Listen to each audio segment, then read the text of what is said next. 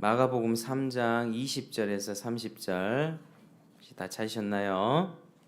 제가 봉독하겠습니다. 한번 제가 읽어보겠습니다. 잘 따라오시면 되겠습니다.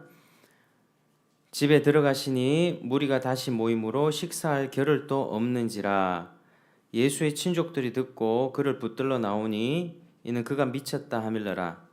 예루살렘에서 내려온 서기관들은 그가 바울세불이 집했다 하며 또 귀신의 왕을 힘입어 귀신을 쫓아낸다 하니 예수께서 그들을 불러다가 비유로 말씀하시되 사탄이 어찌 사탄을 쫓아낼 수 있느냐. 또 만일 나라가 스스로 분쟁하면 그 나라가 설 수 없고 만일 집이 스스로 분쟁하면 그 집이 설 수 없고 만일 사탄이 자기를 거슬러 일어나 분쟁하면 설 수 없고 망하느니라. 사람이 먼저 강한 자를 결박하지 않고는 그 강한 자의 집에 들어가 세간을 강탈하지 못하리니 결박한 후에야 그 집을 강탈하리라. 내가 진실로 너희에게 이르노니 사람의 모든 죄와 모든 모독하는 일은 사하심을 얻되 누구든지 성령을 모독하는 자는 영원히 사하심을 얻지 못하고 영원히 죄가 되느니라 하시니 이는 그들이 말하기를 더러운 귀신이 들렸다 함이러라. 아멘. 저기 여보, 저거 냄새가 많이 나니까 그냥 뚜껑 덮어놓고 그냥 오셔도 될 것 같아요.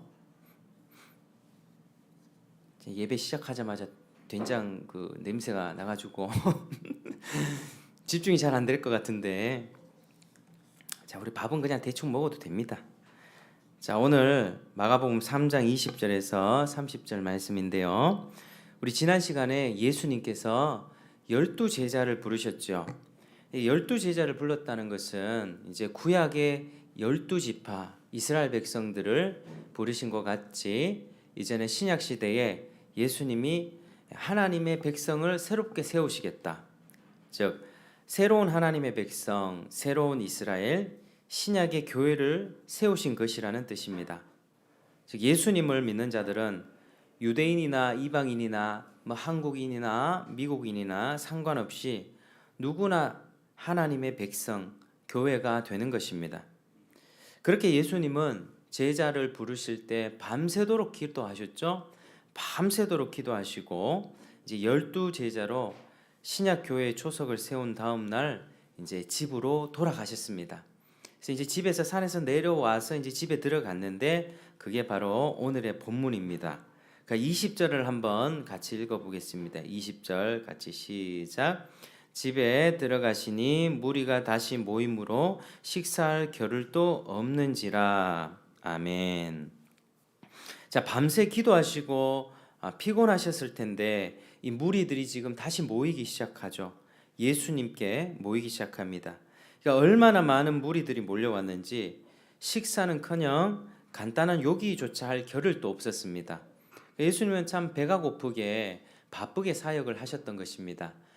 참 예수님을 보면서 따라왔던 수많은 무리들, 자신들의 문제를 가지고 고쳐달라고 달려왔던 그 수많은 사람들 때문에 예수님은 많이 배가 고프셨죠. 근데 식사도 못 하시는 상황이었습니다. 예수님은 하나님의 아들이라고 해서 배도 안 고프시고 몸도 안 피곤하고 잠도 안 주무시고 이렇게 생각해서는 절대 안 됩니다. 예수님은 우리와 똑같은 몸을 가지신 인간이셨습니다. 완전한 인간이셨죠. 그래서 예수님은 지금 이렇게 피곤한 가운데 사역을 하고 계시는 것입니다. 그런데 이 가운데 많은 사람들이 예수님을 쫓아왔지만 오늘 본문에 보면 예수님을 인정하지 않는 크게 두 무리가 있었습니다. 그 첫 번째 누구죠? 첫 번째 바로 21절에 예수의 친족들이죠. 예수의 가족들이 그를 붙들러 나왔다. 이는 그가 미쳤다 하밀러라. 예수님을 보고 예수님의 가족들이 예수가 미쳤다 붙들러 나온 것입니다. 여기서 붙들다라고 하는 단어는요, 이제 체포하다라는 단어입니다. 체포하다. 그러니까 친족들이 마치 죄인을 잡듯이 예수를 잡으려고 온 것입니다. 그의 사역과 행적들을 전혀 이해하지 못하고 있는 것입니다. 요한복음 7장 5절에서는 형제들까지도 예수를 믿지 아니하밀러라라고 기록하고 있습니다. 그러니까 이제 우리가 예수님의 탄생 이야기를 좀 살펴보면 예수님의 어머니가 마리아였죠. 마리아. 근데 마리아는 결혼하기 전에 약혼했던 그 상태에서 처녀의 몸일 때 예수님을 잉태하고 낳았습니다. 성령의 능력으로 그렇게 된 것입니다. 예비 남편이 누구였죠? 요셉인데 요셉도 이 마리아의 임신 사실을 알자 마리아가 간음을 범했나 보다라고 생각하면서 그저 가만히 끊으려고 했는데 그때 천사들이 와서 내용을 알려줍니다. 마태복음 1장 21절에 다윗의 자손 요셉아 네 아내 마리아 데려오기를 무서워하지 말라.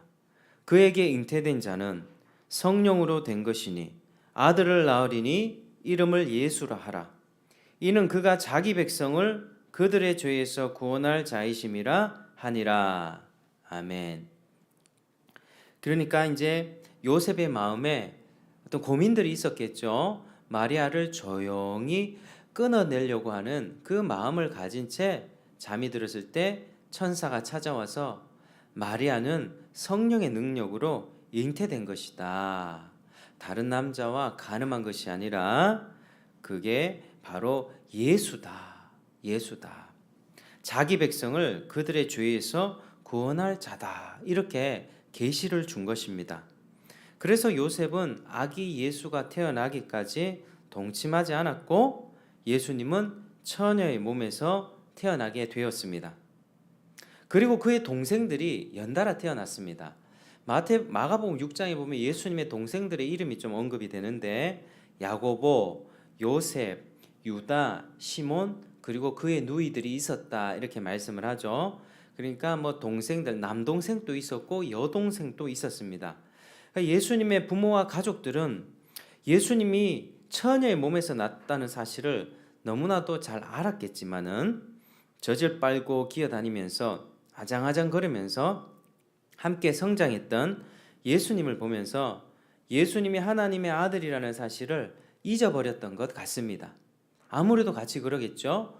우리가 지금 같이 먹고 자고 생활하다 보면 뭐 똑같은 인간으로 생각하지 하나님의 아들이라고 생각할 수 있겠습니까? 그게 당연한 것 같습니다. 그래서 우리 친족들은 이제 예수님을 그렇게 미친 것으로 알고 대했던 것입니다. 그래서 우리가 예수님을 향한 믿음을 생각해 볼 때 예수님을 향한 믿음은요, 지식의 문제가 아니라 바로 믿음의 문제입니다. 믿음은 하나님으로부터 주어지는 선물입니다. 한번 따라하겠습니다. 믿음은 선물입니다. 시작. 믿음은 선물입니다. 믿음은요, 선물이 하나님으로부터 주시는 선물입니다. 내가 믿어야지 믿겠다고 결단해서 믿는 게 아니고요. 어느 순간 그 복음이 내 마음을 활짝 열고 하나님이 살아계시는구나. 내가 죄 때문에 지옥 가겠구나. 죄 용서받고 천국 가야 되겠구나. 하나님 집으로 돌아가야 되겠구나. 라는 마음이 드는 것은 믿음을 선물 받았기 때문에 그렇습니다. 그래서 우리는요, 다 알고 믿는 것이 아니라 믿으면 알게 되는 것입니다. 믿음이 먼저입니다. 성경 전체를 누가 다 알고 믿습니까? 성경 전체 창세기부터 계시록까지 내용을 지식을 싹 다 알고 그거 시험 쳐서 통과해서 우리가 믿음을 갖습니까? 아니죠. 하나님의 살아계심과 예수님이 구원자 되신다는 사실, 우리의 죄악과 우리 죄로 인한 하나님의 심판을 들을 때, 짧지만 그것을 들을 때 그게 믿어지게 되는 것입니다. 믿음을 선물로 받으면 이제 믿음이 우리의 마음을 열게 되고 이제 성경의 진리들이 하나씩 깨달아집니다. 믿음이 있는 상태에서 성경의 지식들을 배우면 그 지식들이 우리의 믿음을 더 풍성하게 하죠. 아브라함 이야기, 이삭 이야기, 이스라엘 백성 이야기, 사사기 이야기, 열왕기에서 왕들의 역사, 다윗 이야기, 선지자들의 이야기, 수많은 지식들을 배우면서 하나님을 향한 그 믿음이 이제 더욱더 풍성해지는 것입니다. 그래서 믿음이 정말로 중요하죠. 근데 반대로 믿음 없이 성경만 알면 어떻게 될까요? 지금 미국에도 뭐 하버드 대학교라든지 미국의 유명한 대학교 뭐 그런 성경을 공부하는 막 그런 학교들이 있습니다. 신학을 가르치는 학교가 있는데 믿음이 없이 지식으로만 성경을 배우니까 이제 성경의 내용 중에서 믿음으로 잘 받아들여지지 않는 부분. 아니 모세가 어떻게 바다를 가른 거야? 홍해를 갈랐다는 이야기. 그걸 믿지를 못하는 겁니다. 그거는 바다가 갈라진 것이 아니라 그 갈대아 숲이라고 하는 무릎까지 오는 그 어떤 그 정도의 강을 건넜을 뿐이야 라고 이야기를 하고요.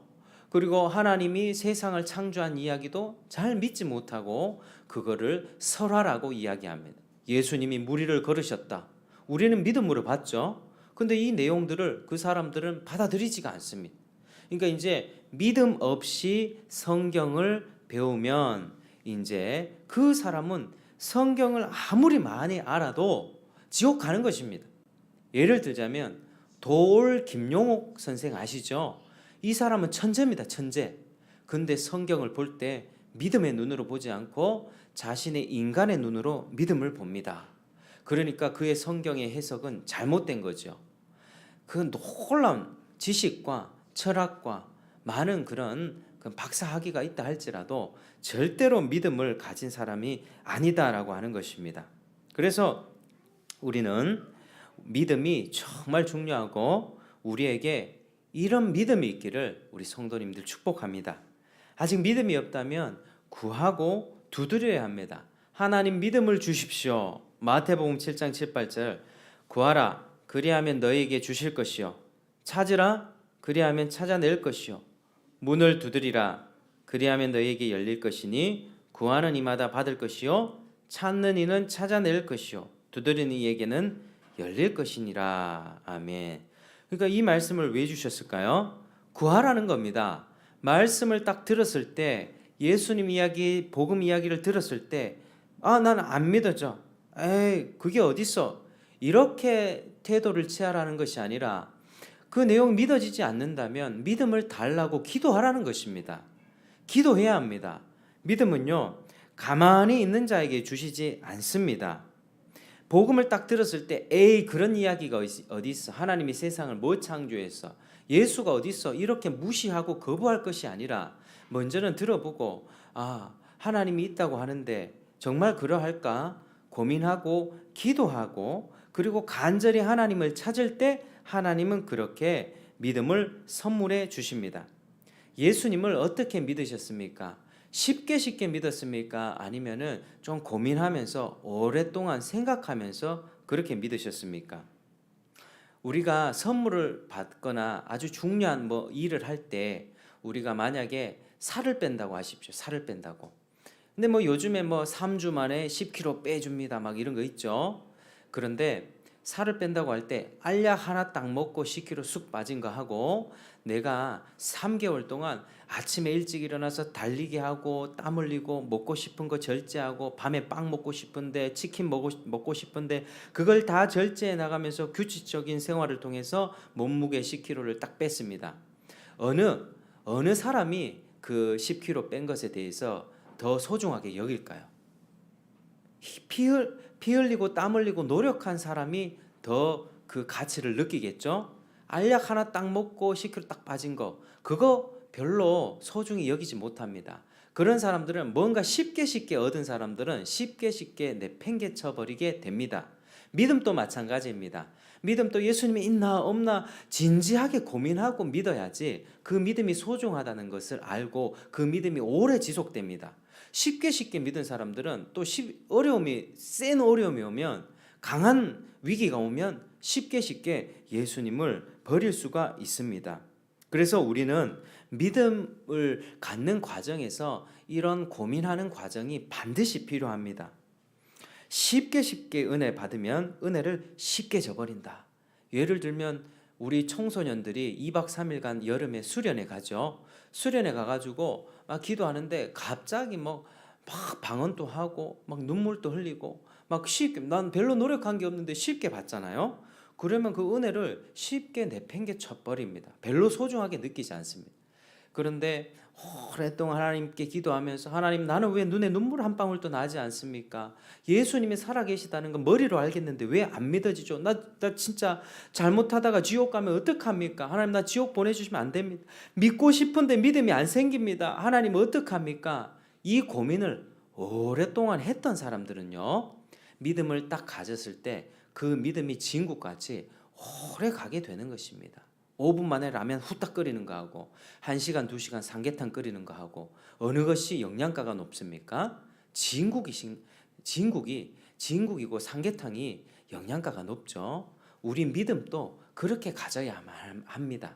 나 자신도 그렇고 그리고 또 다른 사람도 믿음을 가졌을 때에는 조금 그런 고민하는 과정을 통해서 믿으시기를 바랍니다. 그리고 누구에게 복음을 전했을 때 당장 믿지 않는다고 해서 절대로 불평이나 또 실망하지 마시고 그 사람 또 그 과정이 필요하죠. 예수님을 전해줬을 때 자기도 고민할 시간이 필요합니다. 고민하고 생각해보고 당장 교회 안 나온다고 해서 실망할 필요 전혀 없습니다. 그 사람이 복음이 그 대신 우리는 자주 전해줘야 되겠죠. 복음을 전해줬을 때 그 사람의 심령에서 거부하면 그것은 마귀가 말씀을 주워 가거든요. 그럼 또 잊어버립니다. 다음에 만나면 또 이야기해주고 또 다음에 만나면 또 이야기해주고 교회 안 온다 해도 실망하지 말고 계속적으로 이야기를 해줄 때 어느 순간에 하나님이 믿음을 선물해 줄 때가 있을 것입니다. 모두가 다 그런 것은 아니겠죠. 끝까지 거부하고 안 믿는 사람 있는 반면에 계속 그렇게 오래 참고 기다리면서 기도하면서 그렇게 복음을 전했던 사람들 중에는 분명히 돌아올 사람들이 있습니다. 그래서 그런 과정이 매우 중요한 것이죠. 그런데 예수님의 가족들은 그런 과정이 없었던 것입니다. 예수님하고 같이 살붙이고 자면서 같이 구르고 자고 예수님하고 같이 생활하다 보니까 당연히 그냥 예수님의 사람인 것으로 생각했고 예수님을 향한 믿음이나 지식이나 이런 것들은 없었던 상황이었죠. 그래서 예수님이 가마보니 어느 순간에 같이 자랐던 그 형인데 그 오빠인데 이 자식인데 어느 순간에 보니까요 사람들을 모아놓고 귀신을 막 쫓아낸다 이거예요. 그리고 사람들에게 막 설교를 합니다. 설교를 하기 시작하고 그리고 병도 고치기 시작합니다. 그 당시에는요 예수님 말고도 스스로 메시아라고 하는 사람들이 여럿이 있었습니다. 자기가 마치 이 로마 군대를 다 로마를 멸망시키고 이스라엘을 독립시키려고 했던 어떤 그런 메시아라고 하는 그런 자칭 메시아들이 여럿 있었습니다. 그러니까 그런 시도들은 다 실패로 돌아갔거든요. 그 강력한 로마 군대와 로마를 어떻게 무너뜨립니까? 그런 사람들이 몇 사람 일으켜가지고 소동을 일으키고 사람에게 이렇게 비전을 심어준 다음에 막 분란을 일으키고 했지만 다 실패를 해버렸습니다. 그러니까 가족들도 예수를 보면서 좀 미친 거 아니야? 저렇게 사람 막 끌고 다니는데 정신이 어떻게 된 거 아니야? 라고 생각하면서 그런 눈으로 바라보니까 이제 예수님을 붙들려고 나오게 된 것입니다. 근데 믿음을 선물 받으면요 영안이 열리고 예수님을 주님으로 고백할 수가 있습니다. 예수님의 동생 중에 여러 동생 중에 야고보라고 하는 동생이 있었는데 우리 성경책 뒤에 보면 히브리서 다음에 야고보서 있습니다. 야고보서. 이 야고보서는요 예수님의 동생인 야고보가 쓴 책입니다. 근데 주의 동생 야고보는 야고보서를 쓸 때 나는 예수님의 동생인 야고보다 이렇게 쓴 게 아니라 예수 그리스도의 종 야고보는 이렇게 자신을 소개하면서 서신을 썼습니다. 그러니까 야고보 같은 경우는 처음에는 예수님을 미쳤다고 같이 동조하면서 뭐야 우리 형 정신이 어떻게 된 거 아니냐 빨리 집으로 돌아오게 해야 된다 라고 했던 사람 중에 한 명이었지만 야고보는 나중에 믿음을 선물 받으니 그 예수님을 그냥 친형을 넘어서 이분은 하나님의 아들이시고 구원자시다. 나는 예수님의 동생으로 태어났지만 동생이 아니라 나는 예수님의 종이다 라고 생각하면서 야고보서를 쓴 것입니다. 믿음을 선물 받으니까 이 예수님의 동생 중에 한 명도 그렇게 변화가 되죠. 예수님의 다른 동생들도 아마 그렇게 됐을 것이라고 생각을 합니다. 그 다른 동생들의 이야기는 나오지 않기 때문에 잘은 모르지만 야고보 같은 경우는 확실하게 믿음을 선물 받아서 예수님을 우리 형님이 아니라 우리 주님, 우리의 구원자, 우리의 창조주 하나님의 아들 예수 그리스도, 나는 예수님의 종입니다라고 무릎을 꿇는 그런 믿음을 갖게 된 것입니다. 믿음은 이렇게 놀라운 축복을 줍니다. 예수님을 사람 이상을 넘어서 주님으로 고백할 수 있게 하는 그런 눈을 가지게 합니다. 우리의 마음을 열어버립니다. 믿음이 없다면 열리지 않죠. 아무리 예수님 이야기를 해도 받아들이지를 않습니다. 그러나 믿음을 선물 받으면 예수님께 마음을 드리게 되고 내 삶을 드리게 되며 그분을 주인으로 알고 섬길 수 있는 그런 삶을 살 수 있게 됩니다. 그렇게 예수님의 가족들은 아직은 믿음이 없는 상황이었죠. 자, 그런데요. 여기 더 심각한 무리들이 있습니다. 심각하게 예수님을 인정하지 않았던 무리 22절 같이 읽겠습니다. 시작.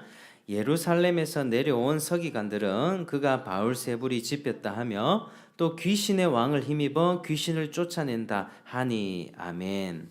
그러니까 이 서기관들이죠. 예루살렘 종교 지도자들, 그 사람들이 바울세불이 집혔다 이렇게 얘기합니다.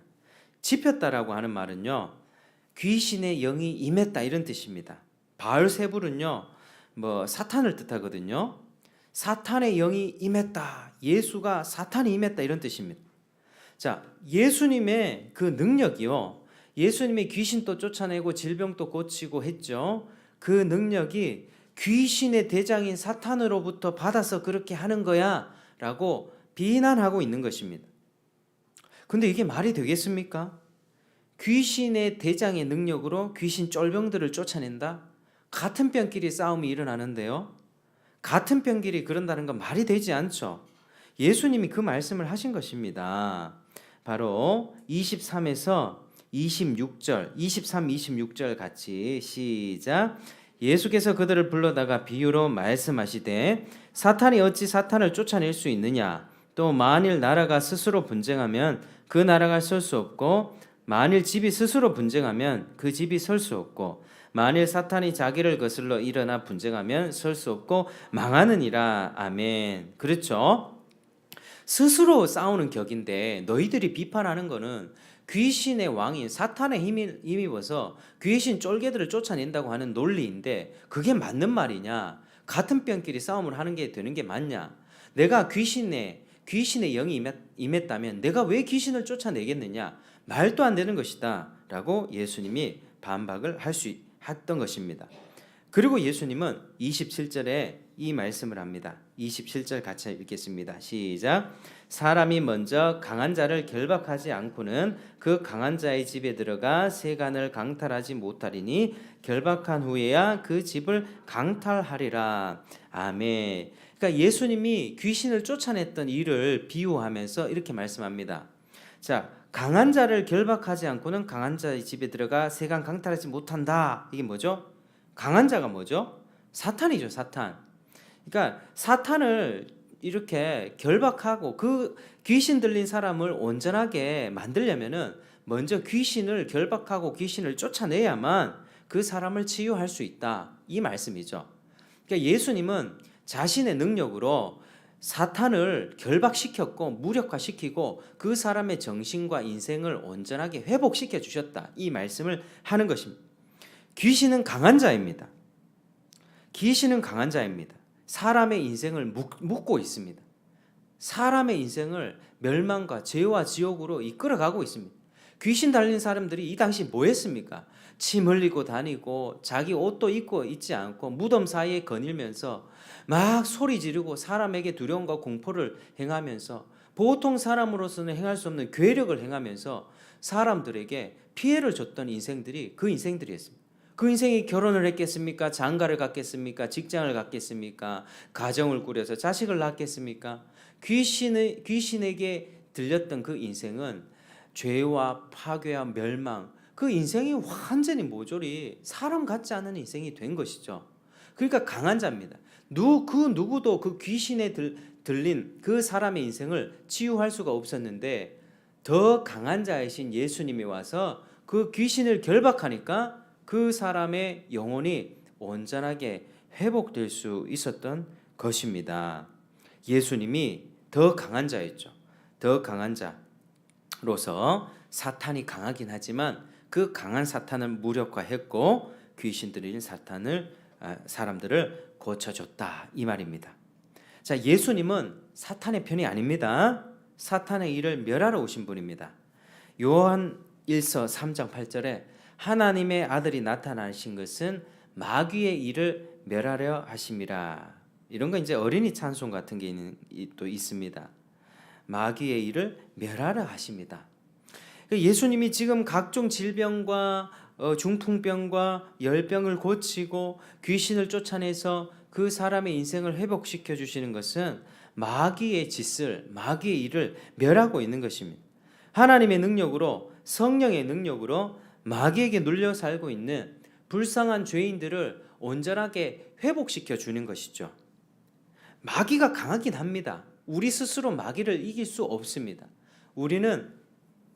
우리가 예수님의 도움이 아니라면 우리는 다 마귀의 그 죄와 사망의 권세 아래 다 지옥 갈 수밖에 없을 것입니다. 예수님께서 그 강력한 능력으로 마귀를 결박하고 마귀에 눌린 모든 죄인들에게 새로운 생명과 새로운 삶을 허락하시는 것입니다. 이게 얼마나 감사합니까?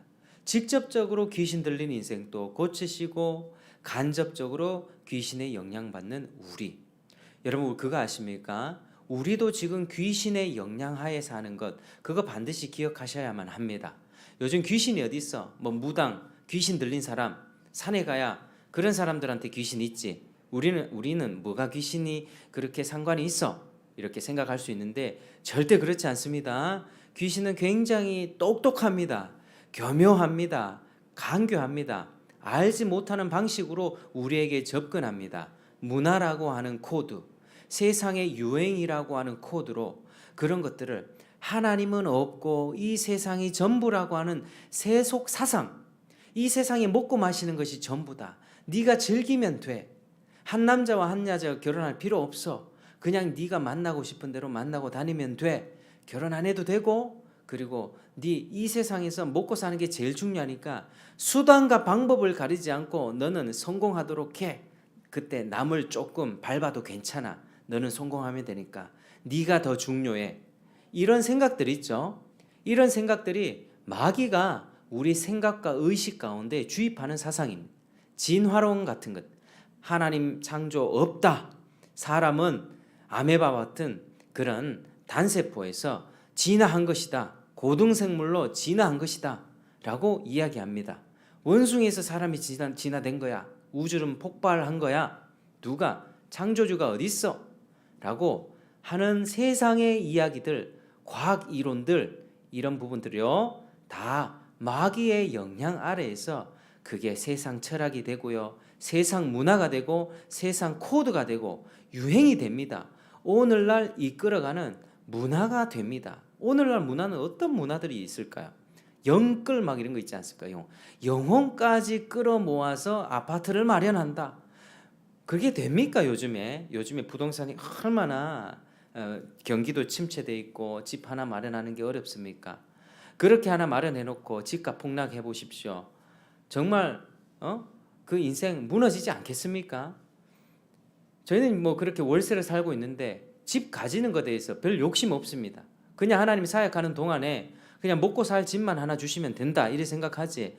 뭐 영혼까지 끌어모아 가지고 그 아파트를 그렇게 다 살려고 그렇게 살다가 우리 영혼이 망할 수 있죠. 그냥 매달마다 그냥 적당하게 그냥 월세 내면서 살면 그냥 그걸로 만족하면 되는 것입니다. 그런데 우리 인생 가운데서는 세상 가운데서는 자꾸 그런 걸 부추기죠. 그렇게 살아.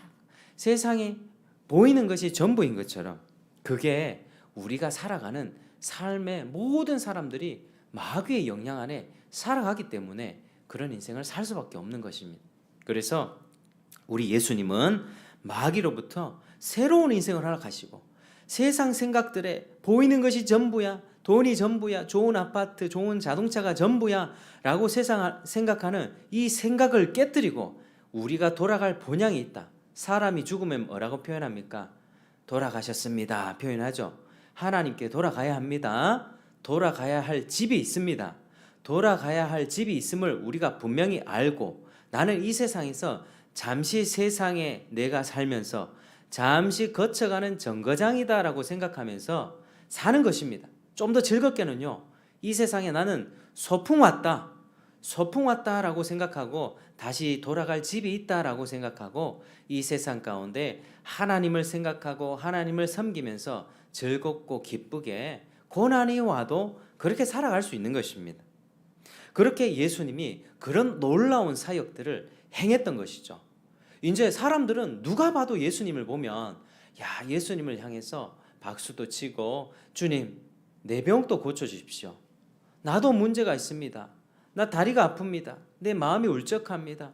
내 마음에 심한 고민이 있습니다. 나 관계에 갈등이 있습니다.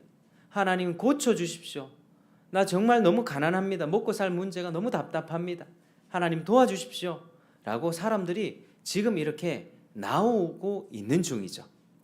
그런데 많은 사람들이 어찌됐든 간에 그 마음에 이기적인 욕심이 있든지 말든지 주님을 향해서 막 나오고 있는 중에 예수님을 향해서 심히 적대적인 태도로 예수님을 겨냥하며 예수님을 정죄하고 비난하는 아주 노골적으로 비난하고 있는 그룹이 바로 서기관들이었다라고 하는 것입니다.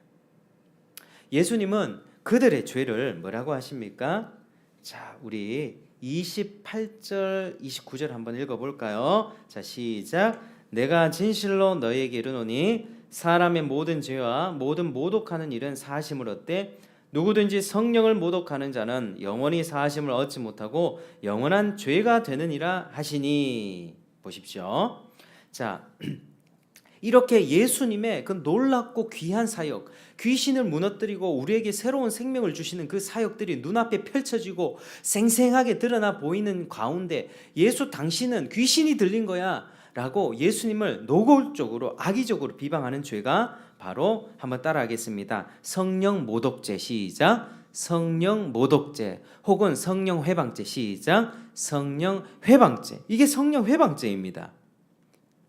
이 말씀은요, 우리가 살아가면서 많은 죄를 지을 수 있죠. 심지어 예전에 지존파 그 이름 모르겠습니다. 김현향인가요? 죽기 전에 예수님을 믿고 편안하게 천국 갔습니다. 그 사람은 그 정확한 이름이 그 사람인지 모르겠습니다. 그런데 정말 악하게 산 사람이라 할지라도 누가복음에 예수님과 십자가에 달렸던 그 두 강도 중에 한 사람도 죽기 전에 구원받았죠. 아무리 흉악한 죄를 지어도 우리 주님께 죄를 자백하면 믿음을 선물 받고 천국 갑니다. 지옥 가지 않습니다. 하나님이 은혜를 베풀어 주십니다.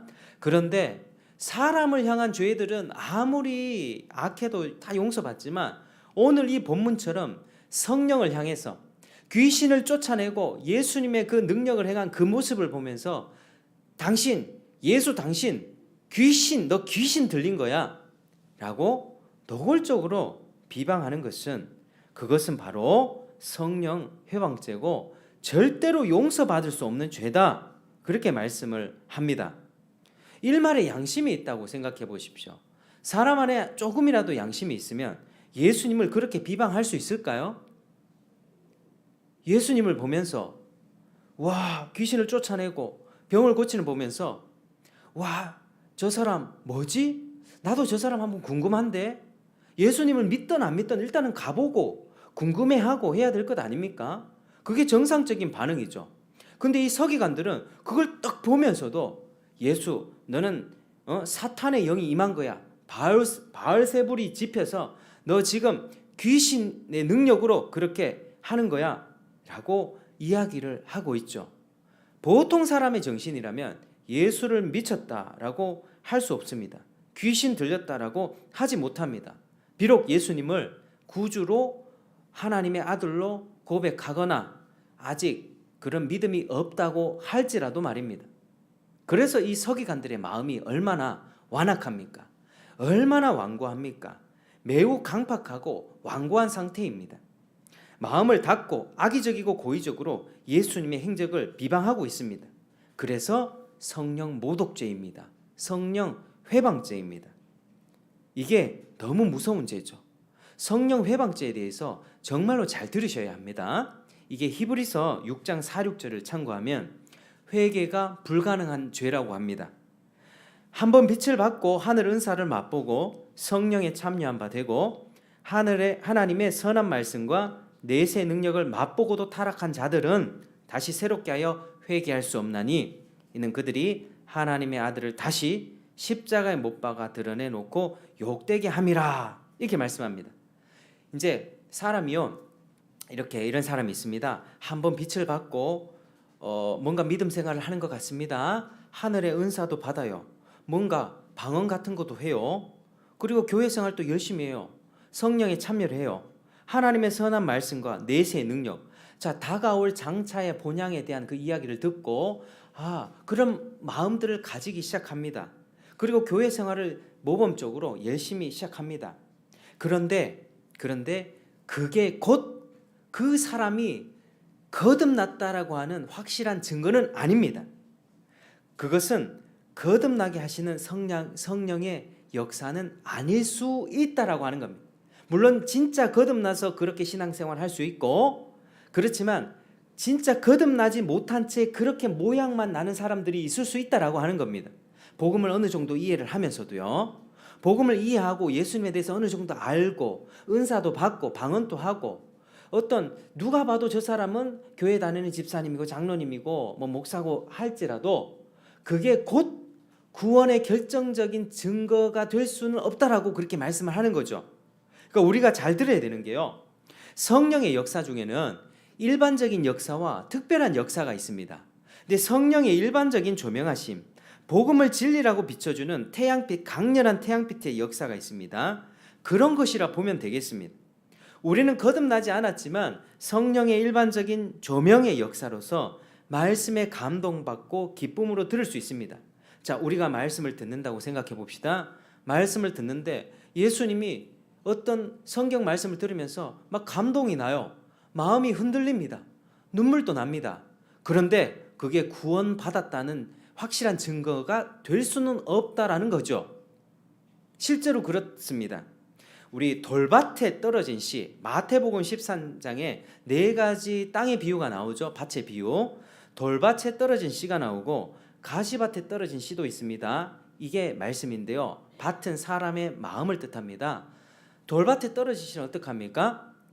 이게 박해나 어떤 어려움이 왔을 때 주님을 떠나는 사람입니다. 가시밭에 떨어진 씨는 세상 염려, 유혹에, 재리의 유혹에 막혀 이 신앙생활을 관두는 사람입니다. 근데요, 이렇게 나와 있습니다. 이 사람들은 처음에 말씀을 들을 때는 기쁨으로 들었다. 말씀을 기쁨으로 받았으나 박해가 왔을 때 뿌리가 깊지 못해서 떠나버렸고 가시덤불 때문에 열매를 맺지 못했다. 이렇게 말씀합니다. 맞죠? 우리 가운데 앉아있지만 눈물 흘리고 감동받고 말씀 더 듣고 싶다, 이런 마음이 있지만 분명하게 보여지는 현실 속에서는 강한 박해나 어려움이 오고 세상 유혹 때문에 실제로 교회를 떠나게 되는 사람들이 여럿 있다라고 하는 사실입니다. 그래서 결국에는 자기 문제 때문에 그걸 극복하지 못하고 신앙을 버리게 됩니다. 따라서 성령의 역사가 있고 은사가 있고 오늘 히브리서 아까 읽었던 말씀처럼 한번 빛을 받고 하늘 은사 받고 성령에 참여하고 하나님의 선한 말씀과 내세의 능력을 맛보았다 할지라도 그것이 반드시 확실하게 거듭났다라고 하는 증거는 아닐 수 있다는 거죠. 성령의 거듭남의 역사와 관계없이 일반적인 역사로만 내 마음이 그렇게 감동도 될 수 있다라고 하는 말입니다. 자, 예를 들면 사울 왕이 있습니다. 구약에 사울 왕이 있었습니다. 우리에게 왕을 주십시오. 사람들이 요청하니 하나님이 사람들이 보기에 남들보다 키가 어깨보다 더 큰 그런 사울 왕을, 멋있는 왕을 허락해 주셨습니다. 근데 사울 왕이 처음에 성령을 받거든요. 성령을 받고 이스라엘 구원을 위한 전쟁도 하고 예언도 했지만 자기 명예를 지키려는 그 욕심 때문에 귀신에 들려버렸습니다. 나중에 하나님이 아니라 점쟁이를 찾아가는 그런 인생이 되어버렸습니다. 사울이 구원받았습니까? 구원받지 못했습니까? 사울은요, 구원받지 못한 자의 모습을 전형적으로 보여주고 있습니다. 사울은 그렇습니다. 하나님 앞에 택함 받았고 어느 정도 빛을 받았고 성령이 임해서 예언도 했습니다. 새 사람이 되는 듯 했습니다. 그러나 결국에 이 나라가 자기 나라라고 생각하고 결국 다윗을 끝까지 쫓아가고 죽이려고 했고 귀신의 영이 임해서 귀신 들리고 점쟁이를 찾아가는 죄를 범함으로써 하나님께 버림을 받게 되는 것입니다. 은사 능력 받았다고 다 거듭난 것 아닙니다. 자, 그래서요, 이런 맥락에서 죄 용서 받지 못하는 죄, 회개가 불가능한 죄는 뭐냐면요, 바로 복음을 밝혀주시고 증거하는 성령의 역사를 경험했으면서도 남들보다, 다른 사람들보다 더 많이 은사도 받고 능력도 받고 복음도 이해했지만은 말씀에 감동도 받고 어떤 눈물도 흘렸지만은 결국에는 의도적으로 고의적으로 내 마음의 한켠에 있는 그 욕심 때문에, 그 탐욕 때문에 결국에는 예수님을 거부하고 성령을 거부하고 구원에 이르기를 구하고 찾고 두드리지 않는 그런 바로 죄가 용서받지 못하는 죄입니다. 많이 부어주셨는데 하나님의 존재, 예수님의 일들 이해될 수 있게끔 성령께서 많이 이해시켜 주셨습니다. 어느 정도 은사도 부어주셨습니다. 내 입에서 이해할 수 없는 언어가 막 나옵니다. 그런데 어느 순간 자기 마음에 새로운 거듭남이 없었고 거듭나지 못한 채 그 마음이 욕심 가운데 이끌림 받에다가 결국에는 회개하지 못하는 그런 죄가 되어버렸다라고 하는 것입니다. 구원에 가장 근접했음에도 불구하고 자기 욕심이나 세상 사랑 등의 이유로 결정적인 순간에 성령을 밀쳐낸 것입니다. 성경에 보면 개가 토하였던 곳에 도리어 다시 돌아갔다. 신앙생활 10년, 20년간 하다가 어느 순간에 보면 주님을 떠나는 사람들이 있습니다. 굉장히 위험한 징조이며 위기의 사인입니다. 다시 옛날로 돌아간다면 하나님 앞에 다시 돌아올 기회가 있을까요? 쉽지 않습니다. 이 말은요, 하나님이 정말 구원 베풀어 주셨는데 그 구원을 취소시켰다 이 말 아닙니다. 하나님이 한번 구원하신 사람은 끝까지 책임지십니다. 구원에 근접한 은혜와 지식은 받았지만 그들의 욕심을 끝까지 버리지 않은 채 구원에 이르기를 거부했다라고 하는 것입니다. 하나님은 진리를 조명해 주시는 성령의 은혜를 귀하게 여기지 않는 자들에 대해서 더 이상 은혜 베푸시기를 멈추셨고 거기까지 베푸신 은혜도 거기까지야 딱 거두어 버리신 것입니다. 하나님이 은혜 거두시면 어떻게 됩니까? 하나님이 은혜를 거두시면 더 이상 그 사람은 회개할 마음이 생겨나지가 않습니다. 하나님을 멸시했기 때문에, 성령을 멸시했기 때문에 하나님이 마음이 상하신 것입니다.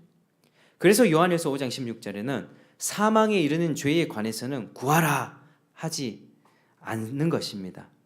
구하지 말라 하는 것입니다. 기도하지 마. 기도해도 안 되는 거야. 하나님은 이런 자를 구원하기를 기뻐하지 않습니다. 자, 오늘 말씀을 통해서 예수님을 향한 우리의 마음을 좀 돌아보기를 원합니다.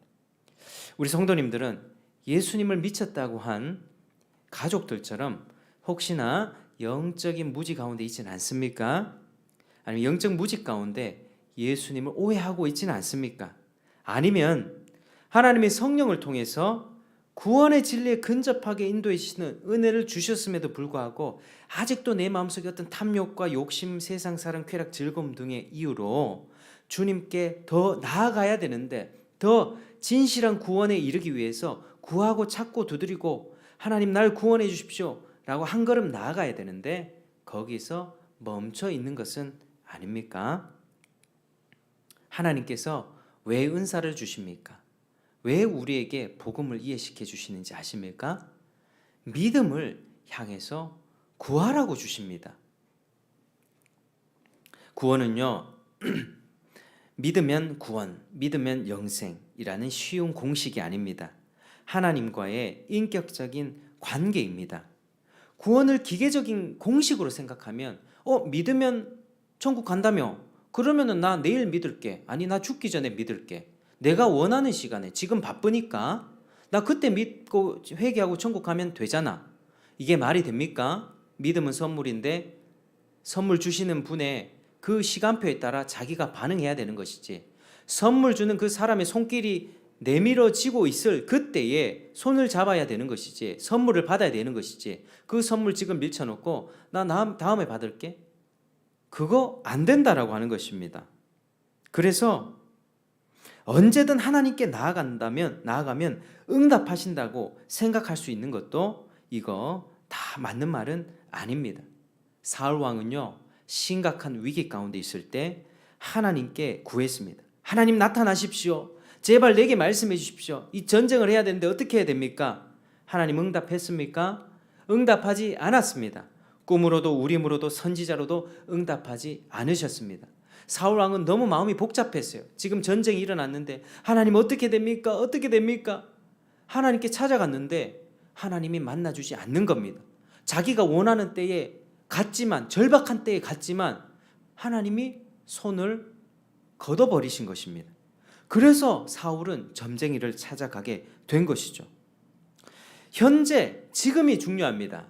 지금 복음의 빛을 비춰주실 때 죄에 대한 그 혐오, 또 죄를 짓는 자신에 대한 근심이 별로 없고 하나님의 엄중한 심판에 대해서 감각이 별로 없다면 지금 우리는 조금 내 자신에 대해서 조금 심각하게 생각을 해야만 합니다.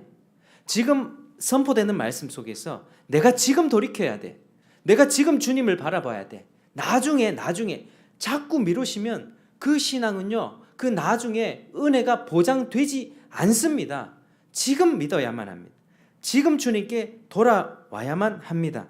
하나님은 이런 사람들에게 응답하지 않겠다고 말씀하십니다. 잠언 1장 28절에 그때에 너희가 나를 부르리라. 그래도 내가 대답하지 아니하겠고 부지런히 나를 찾으리라. 그래도 나를 만나지 못하리니 대저 너희가 지식을 미워하며 여호와 경외하기를 즐거워하지 아니하며 나의 교훈을 받지 아니하고 나의 모든 책망을 없인 여겼습니다.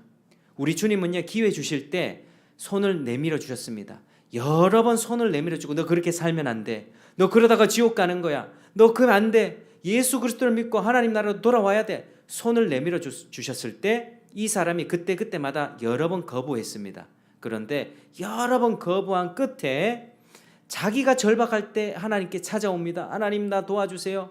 하나님이 그 사람의 요청을 들어주지 않는다. 이렇게 말씀합니다. 굉장히 무서운 말씀이죠. 하나님은요, 기독교 신앙은 자판기 신앙 아닙니다. 500원짜리 넣으면 500원짜리 물건 딱 나오는, 하나님 이거 주세요 띵 나오는, 하나님 이거 해주세요 띵 나오는 그런 자판기 신앙 아닙니다. 인격적입니다. 하나님 마음 상하게 해드리면 안 됩니다. 하나님이 기회 주실 때 은혜 받아야 됩니다.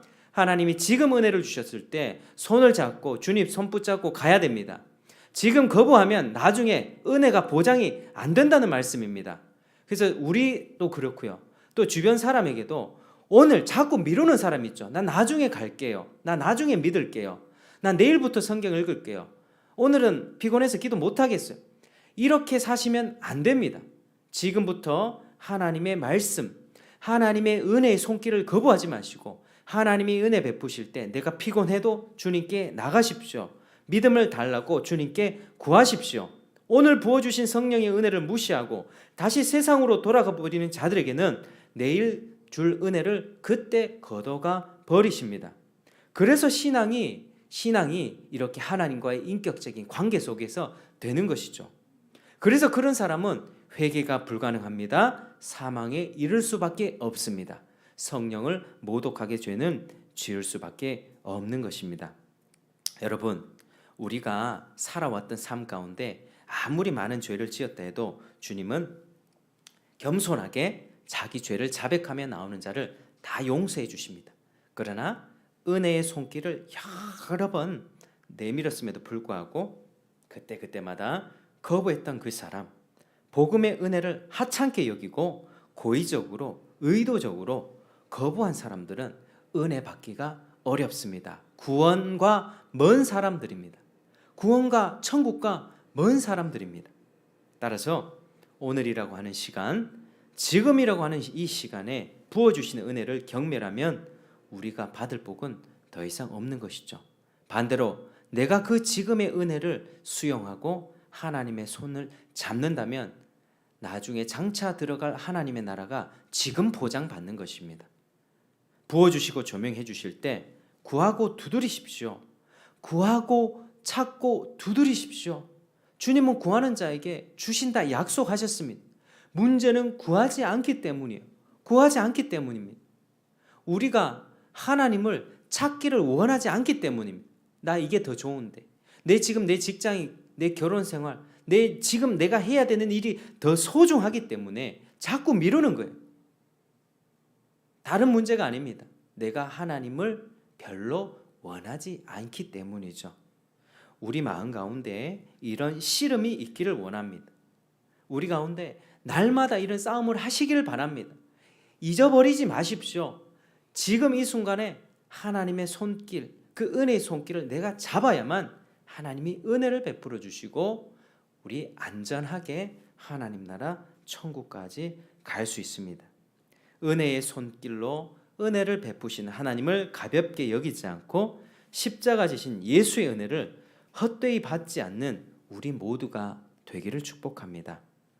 지금은 무지에서 예수님을 비방하고 있는 야고보, 우리 형 미쳤어, 동네방네 돌아다니면서 뭐하는 짓이야? 라고 비방했지만 야고보가 훗날 예수님은 나의 주인입니다 라고 고백했던 위대한 사람이 되었습니다. 우린 지금 부족하다 할지라도 우리 신앙에는 주님이 오늘 기회를 주실 때 내가 손을 잡는다면 우리 신앙은 반전과 역전이 있는 것입니다. 어제까지, 비록 오늘 아침까지 내가 잘못 살았다고 해도 거기서 그거 털어내 버리십시오. 주님 안에서. 그리고 주님을 붙잡고 주님을 바라보면서 오늘 말씀을 통해서 손을 내미시는 주님의 손 잡고 천국까지 안전하게 인도되고 하나님의 자녀로서 승리하는 우리 성도님들 되시기를 주의 이름으로 축복합니다. 함께 우리 찬송하고 기도하겠습니다. 534장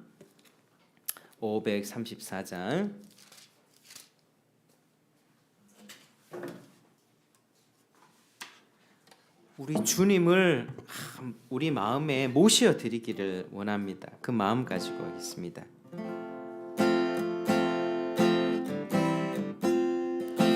주님 찾아오셨네,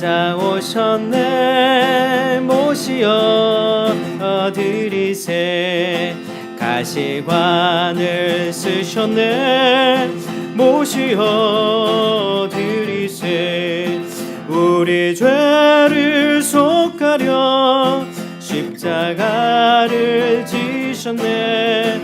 받은 고난 크셔라, 모시어 드리세. 보라 성자 오셨네, 모시어 드리세. 영광 중에 계신 주 모시어 드리세. 우리 교만 버리고 우리 구주 모시어 영원 복락 누리세. 모시어 드리세. 겸손한 자 찾도다, 모시어 드리세. 하늘에 애써 부르니 모시어 드리세. 좋은 자리 드리고 주실 은혜 구하세. 하늘나라 세우세. 오소서 오소서.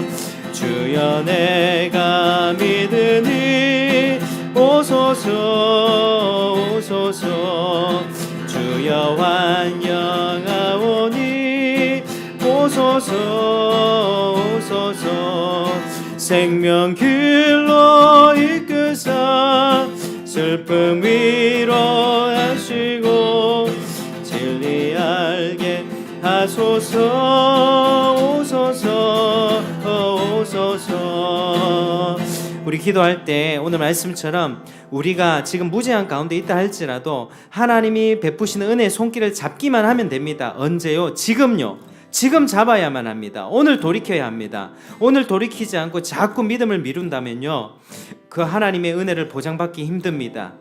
나중에 이런 거 없습니다. 지금 오늘 하나님 은혜를 베풀어 주셔서 하나님 은혜 받고 내 마음을 열어주셨을 때 그때 믿음을 찾고 구하고 두드리며 하나님과 인격적인 관계 속에서 신앙생활 할 수 있도록 도와주시옵소서. 우리 중에 아직 믿음이 생기지 않는 분들이 있다면 그 믿음을 달라고 기도하시고, 믿음이 있는데 요즘에 마음이 자꾸 지치고 위축되고 힘든 상태에 있다면 하나님 더 큰 은혜를 베풀어 주시고 내가 주님 앞에 더 나아가서 생명력 있는 신앙생활 할 수 있도록 주님 오늘 이 시간에 주님께 결단하며 나아가기를, 말씀과 기도 소홀히 하지 않고 예배를 소중히 여기며 살아갈 수 있도록 우리 다 같이 한번 기도하시겠습니다. 아버지 도와주시옵소서. 하나님 은혜를 베풀어 주시옵소서. 하나님 오늘 말씀처럼 우리에게 말씀 주실 때 예수님을 대적하고 하나님 비방했던 두 무리가 있었습니다. 하나님 아버지, 야고보 하나님 아버지 예수님의 동생들 비방했지만 주님을 아버지 알았고 아버지 나중에는 주님께 나아가게 되었습니다. 그러나 서기관들은 악의로 아버지여 절대로 그들은 주님 앞에 하나님 아버지 구원받지 못했습니다. 주님 도와주시옵소서. 은혜를 베풀어 주시옵소서. 내 마음에 주님이 열어주셨을 때 주님을 바라보면서 아버지 주님을 더욱더 잘 섬기며 살아갈 수 있도록 도와주시옵소서.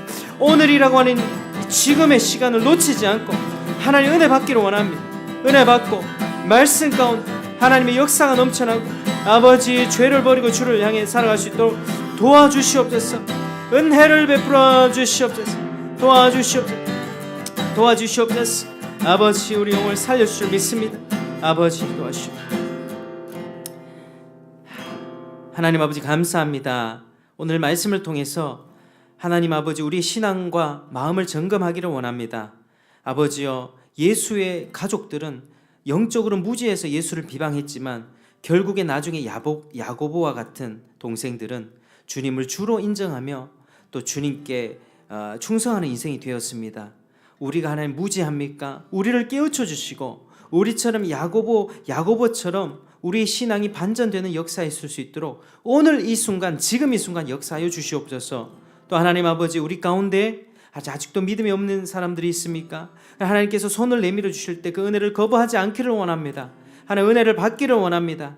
아버지여, 서기관들 보십시오. 서기관들이 하나님 은혜를 눈앞에서 보고서도 귀신을 쫓아내는 역사를, 성령의 역사를 보고서도 고의적으로 악의적으로 비방하여 그들의 양심은 황폐해질 수밖에 없었습니다. 다시는 돌아올 수 없는 강을 건너게 되었고 구원의 기회가 다시는 보장받지 못하는 그런 불쌍하고 완악한 인생이 되고 말았습니다. 우리 인생 그렇게 되지 않도록 도와주시고 지금 이 순간에 우리의 믿음이 없다면 하나님께 찾고 구하고 두드리는 믿음이 되게 하시고 하나님 만날 수 있도록 도와주시옵소서. 하나님과 인격적인 관계 속에서 살아갈 수 있도록 우리를 불쌍히 여겨주시옵소서.